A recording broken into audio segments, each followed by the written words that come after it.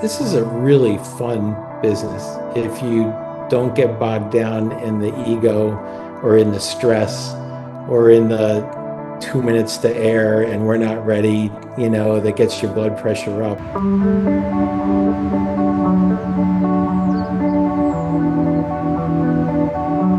Edition number two of Sports Media with a Human Touch brings us to Joe Baker. He is Vice President of Production at FloSports. Longtime ESPNer, spent many years at ESPN, as mentioned. Motorsports is where he did so much of his work.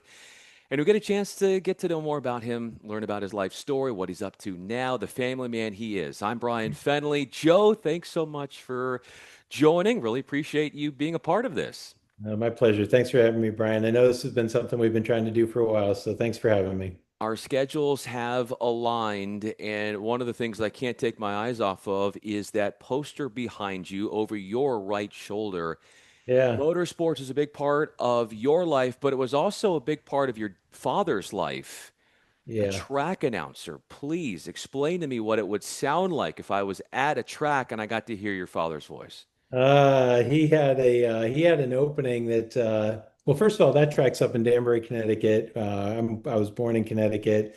He had a saying each night, and it went something like "Good evening, ladies and gentlemen," and then it would just go on and on. He was just like such a polished pro when it came to that. He was like, "Welcome to the Danbury Fair Race Arena, the East's most beautiful racing plant," and he had the same line like every Saturday, and it kicked off the deal. But that place really was the kickoff. It was my launch pad to what I'm doing today. I would not be talking to you today if it wasn't for the Danbury Race Arena and the folks that you see over in that picture there. So it was just the neatest place. It was super special. It's not there anymore. The property became very valuable. It became too valuable to be a racetrack. And now it's a shopping mall that barely anybody goes to. So but I'm not bitter. I'm not bitter about that. But it really was my launch pad, and I've got my dad certainly to thank for that. How in the weeds would you get back then when you were young, watching your dad do what he was doing in terms of knowing the automobile, studying it, the speed, what it took for it to be at its fastest? It's sort of the nitty gritty of the behind the scenes of what made that industry go. Yeah, it's just a different story in the world of sports, right? In this case, it was how to tell the story about the local race car driver and the local mechanic and the local banker who had a sponsorship on a car. He knew everybody at the track. So for me, what I saw in him wasn't just this polished announcer at a little local track in Connecticut. It was about how to tell stories about people, how to make friends in a hurry, how to smooth over maybe hurt feelings because their driver didn't do well that night and he had to say something on the microphone maybe that that put a highlight on a bad night somebody was having. He was just a master at telling stories and making friends, and but it opened up for him so many opportunities. I mean, in addition to being the racetrack announcer, he was on the radio. The radio career led to a TV career. The TV career led to me saying, I think I can learn how to work a camera, and then volunteering to do that one night when somebody called in sick, and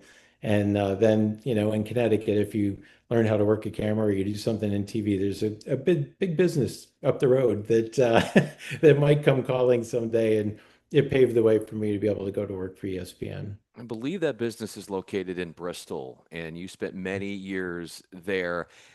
The gratitude that you have for your father in introducing you to this industry, how over the course of your career were you able to show him how much you appreciate him for what he taught you and what he showed you? Yeah, that's boy, we could have a whole separate show just about that. I don't think I could ever really show my dad the gratitude. He certainly he I'll tell you probably when I think hit home for him. Uh, it was really cool. So I grew up a Washington Redskins fan, even though I was in Connecticut. And at the time I went to work for ESPN, I called him up and I was like, Dad, you're not going to believe this. And he said, What's going on? I said, Well, I'm going to be running camera in the studio.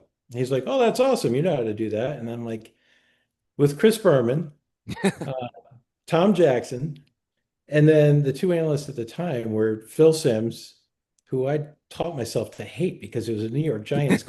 I like Washington, and Joe Theismann is the other analyst. And now I'm like, this is like a dream, right? I'm going to Joe Theismann. I mean, this guy is on my pedestal. He's on my Mount Rushmore. And then I got to work with all those guys. And when I called my dad and I told him that, he was like, "Well, that's a little better than going and interviewing Don LaJoy or Chick Stockwell at the Danbury Race Arena." And I was like, "No, it's better, but it's certainly bigger." But so you could tell there was a pride in his voice. And then it hit again in '96. I made the move down to our Charlotte office and worked on a racing show down there called RPM Tonight. And I remember the first time I drove into Daytona and I called him up and I said, "Dad, I said, I just drove through the tunnel to the infield at Daytona." And you could tell he had there was some pride there that he's like, "Man, you made it, Joe." So I was like, "Well, he made it. He made it happen." So it was a really cool. It's like there's those moments through, like, and he was an avid golfer, and I got to work on the golf tour. And when you work on the golf tour, you go to some pretty nice places. But we got to do some shows with some pretty cool people and stuff. So yeah, there were these little moments through time where he was, yeah, his he tried to hide it, but his pride would come through. Speaking of pride, what has to happen for you to take pride, an incredible amount of pride in a show that you worked on? Oh, I'll give you a good example of that one. It's really when you feel like you've connected with the fan, then it doesn't matter how many cameras you have. You could have one camera, but if you connect with a fan, that is a really good feeling. And I'll tell you a story. So moved down here in 2011. We launched the Longhorn Network, and we were doing a sport that had not been covered by the University of Texas before. They came to us one day and they said, "How would you guys do rowing?" And we're like, "Rowing in Texas is if you've been down here, the Colorado River cuts right through, and there are thick trees and water moccasins, and it's not a pleasant body of water. I don't know why people go paddleboarding there. If they knew there were snakes that I saw, maybe they wouldn't." But basically what I did was we created this game plan for how we were going to cover rowing, and we did a really nice job with it. But part of the cool thing of the course is it went underneath a bridge, and fans would line the bridge. So we put a TV right there so fans could watch our coverage on this TV. And boats are coming down and they go under the bridge, and I'm standing on the bridge just kind of gauging reaction and seeing how it's going. And this one dad turns to me, and again, think back what I just said about connecting with the fans. Now, this dad was wearing an Oklahoma shirt, by the way, and I'm wearing my Texas Longhorn Network shirt, so we shouldn't have got along. But he turns around and he looks at me and he's like, "Are you responsible for this?" I said, "Well, my team's doing all the work. I'm just standing here." But yeah, this is our Longhorn Network group. And you could tell he kind of had a tear in his eye, and he's like, "I've never seen my daughter up close in a boat before." Wow.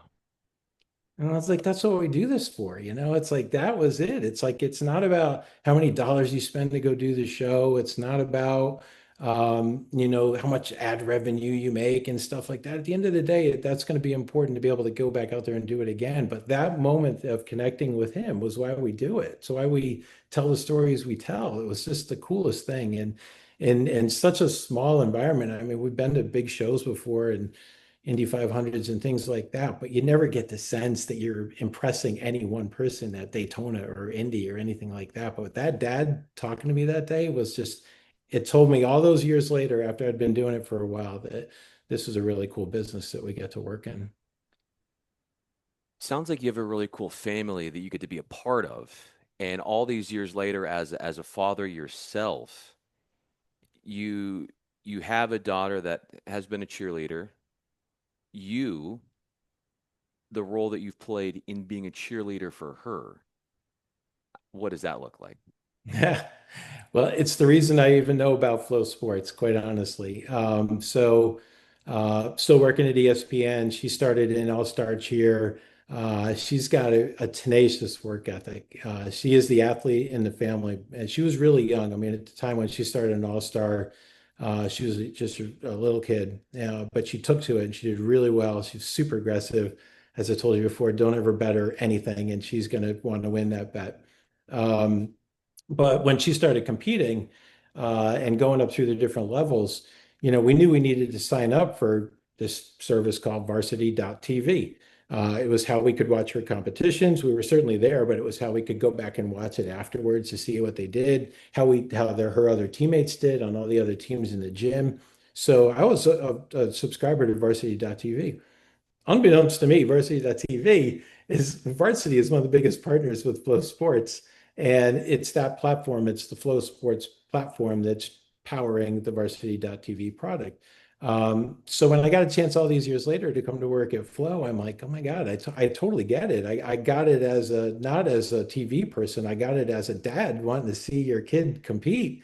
That this is a big deal. I'll pay anything for that, right? And it's not like it's just it opened my eyes to the next phase of my career, which was really to connect with the fans at a network level or at a company level instead of just that one individual show that I talked about before. There's more than one individual that you've connected with at the network level over the course of your career. But if there was one I might want to bring up, Barry Sachs. Hmm. Had him Yeah. on before his untimely passing, and getting to know him from my perspective, I can only imagine getting to work with him like yourself and the impact. How would you begin to explain what that man has meant and means to you to this day and the overall footprint that he has had on the industry? Oh, industry wise, I mean, you're not going to find anybody who truly knows Barry Sachs to say a bad word about him.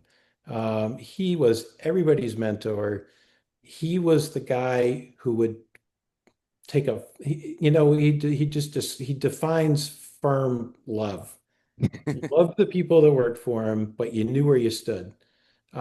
He never shied away from tough conversations, and it's those tough conversations that make you better. So, I mean, I could spend all day long people telling people what they want to hear, but to make them better, you have to tell them what they truly need to hear. And Barry was like a master at doing that, but not in a way that put you down. You may be terrified when he's talking to you. Like as I told you before, when he hired me to go to Charlotte in '96, I was terrified to go talk to that guy because I only knew of Barry Sachs as this like rough demeanor on the outside. He was the coordinating producer on the back bench behind me when I was switching sports centers, and he was yelling. And I'm like, this guy's always mad. He's a lunatic. He wasn't. I was wrong the whole time. When I got to talk to him and then work for him, he was like, he gave you rope to try and do what you wanted to do and push boundaries. And he would have your back if you wanted to spend a few extra dollars to go tell a story. I remember he told me one time, he was like, Bakes. He's like, he called me Bakes. He was like, don't ever let money determine how you tell a story. And I was like, okay, fair enough. Well, here's what I want to spend. He's like, whoa, what are you doing? And I'm like, hey, you just told me, you know. But at the end of the day, he would have your back. He would go to his bosses and say, this is the right thing to do. This is something we want to try. This may helps, the show grow. And he always was supportive, right? And I'm sure everybody would tell the same story about him that once you got to know the guy, he was not that rough guy. He came across that way, but he was a teddy bear inside. He loved the people that worked for him, and he would go to bat for him every single day. He wanted to see the best out of everybody, and he would do it with that love, that firm love that you talked about, and always was Yeah, such an inspiration. And yeah. I was so glad to be able to canvas him and his story on this podcast series. I encourage everybody to go check that one out with Barry Sachs and myself. And, And and you figure later on, right? He started teaching at Quinnipiac, and what a great place for him. I mean, that should have been a natural fit for him that he could have been doing that for a long time and mentoring the next generation. In fact, one of the great partners that we've got right now on our Flow Racing product is the folks up at Stafford Motor Speedway. And one of the gentlemen that was doing the production up there, I'm talking to him one day, and I was like, hey, didn't I see you in the Barry Sachs tribute video? And he's like, Barry was one of my teachers. So one of the producers on the races up at Stafford Motor Speedway in Connecticut studied under Barry and is carrying that forward up there as well. So just a great guy, great guy. we hear about it all the time, like in college football or the NFL, that there are these big coaching trees. When it comes to like a sports broadcasting tree, I don't know if there's one that's more intricate and more expansive than with Barry Sachs and all the pupils and all the people that have worked under him, one being yourself, and what they've gone on to do. A major source of pride for him, unquestionably. One of the shows that you worked on during the 90s with ESPN was RPM Tonight. What made that show at the time, Joe, revolutionary? It was a nightly sports center for motorsports. So that think about that format, that show format, that rundown was basically anything was fair game for any kind of motorsports. We could put it on the air. We could show highlights of it, talk about it, bring in live guests. And that really wasn't being done before on a nightly level. We were doing it on the weekends. Some great colleagues of ours out in Indianapolis were doing a show that Bob Jenkins hosted out there called Speed Week. Similar, very similar format. But taking it to the nightly level and doing that from the Charlotte office, where we were really right in the backyard of all the NASCAR teams, was really kind of revolutionary at that point. And anybody got love. I mean, this is really actually this is interesting because it connects back to Flow, where I am right now.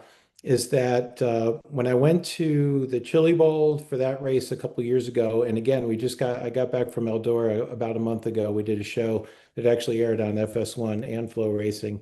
And three of our camera operators on that show at Eldora and three out at the Chili Bowl were all contributors to the RPM Tonight show that Wow. they would mail me highlights back when we used to mail tapes around. They would do highlights of local dirt track racing, sprint cars, and send me highlights, late models, and send me the highlights that would air on the RPM Tonight show. So I'm reconnected with these guys all these years later. They're still out there doing it. I'm still doing it, just at a different place, and it's really really neat to see. But that was part of that connection you just asked about. It was the fact that really grassroots race fans had a place to go watch a nightly show, and that was pretty cool. That was our connection with the fans. Was we really tried to cater not just to the NASCAR crowd and the IndyCar crowd, but drag racing fans with the NHRA product, and then all these local regional tracks that could send me highlights had their place. Wednesday night, Open Wheel Wednesday was a big hit for the show, and that's where those clips usually ran. The the organization of all those clips, and you're getting all these things sent to you, and you're trying to figure out where in the show you're going to stack that. What is that like? So you've got all these. What are we talking about at that point? Are we talking about VHS tapes, or what are we Three working quarter, with at that yeah, point? a little bit of everything. We had some small beta tapes, maybe some tail three quarters might be coming in. I used one of those two. But we had it back then. We had so when we launched that show in '96, there was a gentleman who's still working in the Charlotte office named Sean Murphy. He was the producer for the show.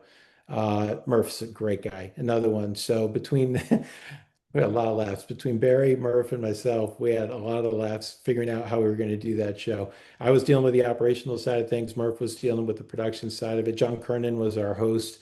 It was the entire staff was race fans. It was just stacked with race fans. So it was pretty easy to lay out the show because we had people that kind of had their little specialties. We had one guy who was really into drag racing, one guy who was really into road course racing, and obviously we had our IndyCar group, and based some folks up in Indianapolis, we had certainly our NASCAR group. So it was pretty easy to lay that show out. Each night that kind of had its own theme, like the grassroots stuff would go into the Wednesday show. Mondays with Benny Parsons was a follow-up to the NASCAR races, and we would just kind of recap what happened there. A lot of Tuesday shows ended up being with Jerry Punch.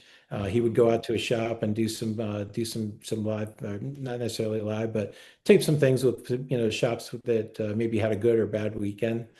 So every night was a little bit structured like that. So it wasn't a difficult show to put together. Had good viewership too. Everybody seemed to really kind of gravitate towards it. The different tracks, the different types of racing that goes on, the different vehicles that are racing, how does that all impact the way you would outfit a track for wanting to optimize the broadcast and get the most out of what you're looking at? Yeah, in terms of just event coverage at the racetracks, yeah, so it's a little bit, it's been done for a long time at the tracks. So it's like most of the tracks have pretty standard camera placements that where we know we're going to stage things. That doesn't change too much. Cable runs don't change too much through the years. Got a little bit easier in that NASCAR does a lot of the cabling at the tracks already. So you kind of have all these standard positions. It's that part is pretty straightforward. It gets a little more difficult where I am now at Flow with Flow Racing. We're going to a lot of dirt tracks that aren't built for TV. And we're creating our own positions in some cases. And we're trying to figure out cable runs where there isn't cable pathways or any of that. And so there's a lot more maybe creativity and mental thought that goes into, covering some of the races. These dirt tracks that we go, we're talking half miles and less. So you would think it would be easier because it's a smaller facility, but none of them are built for TV. So that's where the challenge really comes in. But we've got a great group of folks that go out there and specialize in dirt late models and specialize in the 410 wing sprints with the high limit tour. And I've got a group on the pavement side that specialize with the cars tour, the work that we do with Dale Jr. So really, really good folks that go out there and they kind of get a handle on where everything is going to go. But yeah, harder at Flow Racing than it was at ESPN, if that makes any sense, just because these places weren't built for TV. If we were to get a TV camera on you, say, getting in one of these vehicles at one of these dirt tracks, I remember going to some out in when I was working as a sports producer at Winston-Salem, the NBC affiliate. We go out to a dirt track in Western North Carolina, and we do like sprint car stuff, and we would shoot highlights and all kinds of stuff like that. But the urge for you to ever yourself step into one of those cars and Mm. just let loose. Has that happened? Will that happen? If it did, what would that be like? If it hasn't, what would you imagine it be like? It's going to be what do I imagine it to be like? Because I'll tell you, I was so close to it growing up as a kid at this track, but then through the years with ESPN and now with Flow Racing, is I see how much money these teams have to put into it to be successful and how much time it takes to be successful. And once I gravitated towards, certainly now having a family, forget it. It's like, my kids are my priority and it's like that's I'm going where they're going. I wouldn't have been able to do it right. I wouldn't have been able to do it justice. I wouldn't have been able to dedicate the amount of time or even the money back then to be able to be competitive at it. But I love the hell out of it. It's like it's just a sport I grew up with and got to go to with my dad. So I just learned to love every piece of it. But I did get a chance in Charlotte when I was down there doing that show.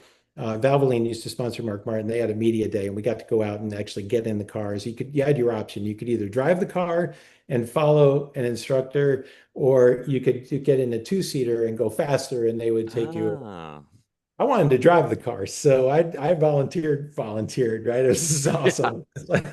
I'm at Charlotte Motor Speedway. demanded. Yeah, Yeah, right. It's like, somebody's got to do it. yeah. So I get in the car and you're going up through the gears down pit road and you get out on the track and I'm going around and I'm like, this is, you just smiling from ear to ear. So we're following the instructor and then myself, and then there was one more car behind and then we flipped spaces. So now I'm third and I look in my mirror coming out of turn two at Charlotte and right behind me was that giant Valvoline front end of a car. It was Mark Martin in the two-seater giving somebody a ride. So when the two-seater came up on you, you basically had to stay to the inside. They were going to blow past you on the outside. So for that very brief moment in time, I was leading Mark Martin out of turn two at the Charlotte Motor Speedway. And that's it. That's as close as I ever got to driving a race car.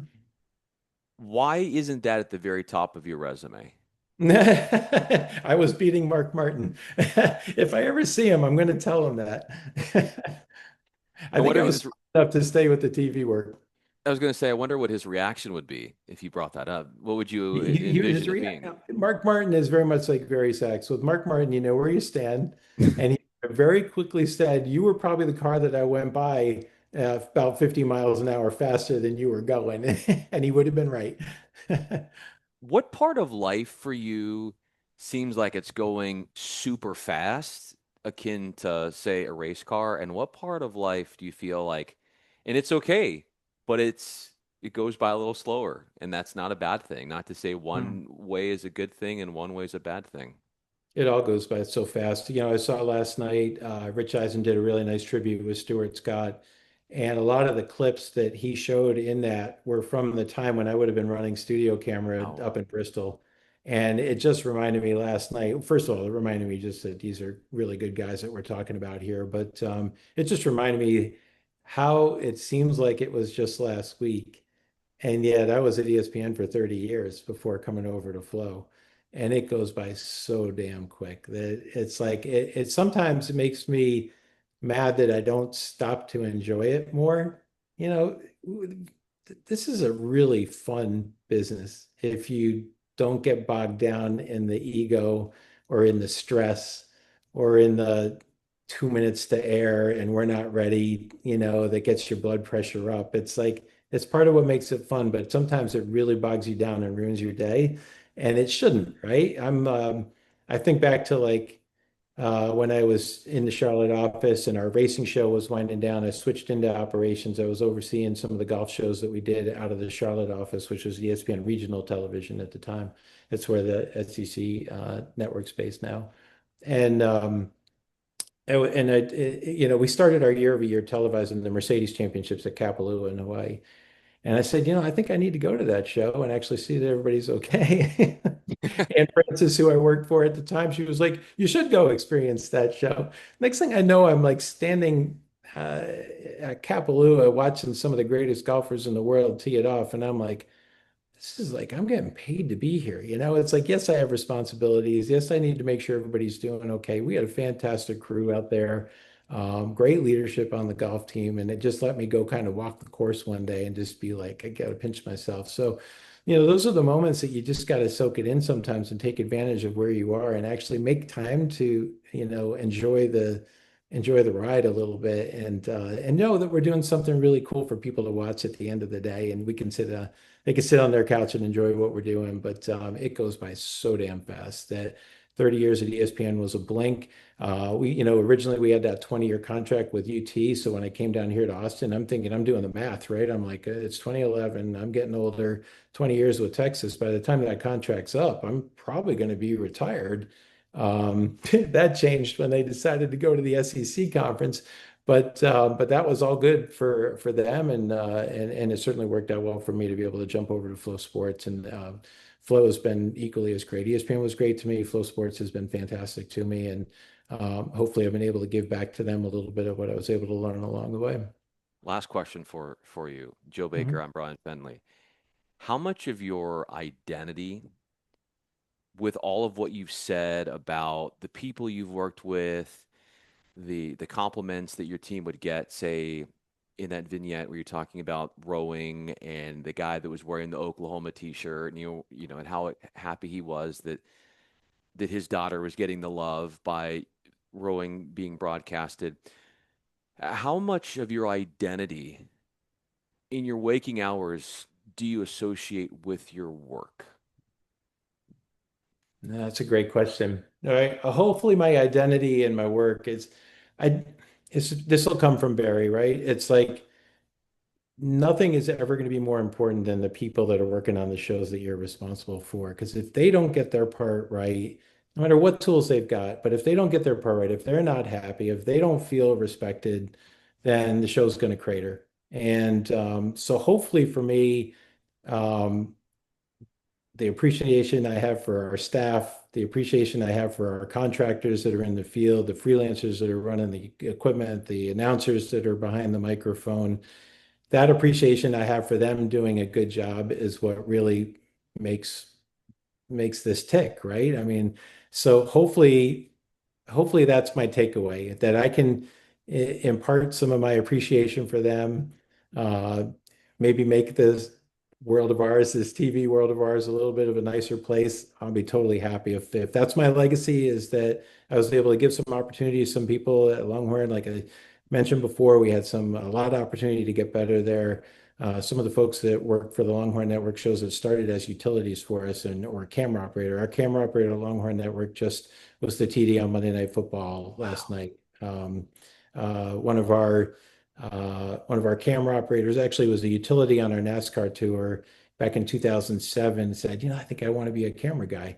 And next thing you know, he's doing camera at Monday Night Football. He's doing camera on the roof for the NASCAR races now for the networks, and those are really good feelings. So if that's my two takeaways, that I was able to open up some doors or give some opportunity and maybe just spread some kindness in the industry, I'm totally happy with that. I'll be satisfied.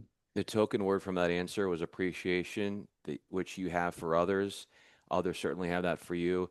I certainly have appreciation for you and wanting to come on, which makes it a fitting way to end this conversation. Joe Baker, I'm Bryan Fenley. Thanks for going all over the place with me, from the personal stuff to the visionary that was your father and how much he means to you to this day, to the people you get to work with, to the impact that Barry Sachs and so many others have had on you and your ESPN time, your Flow Sports time, all of that in one just really consumable sandwich. And we got to eat all of it and watch it all unfold in front of our eyes with some good conversation. Thanks so much, Joe.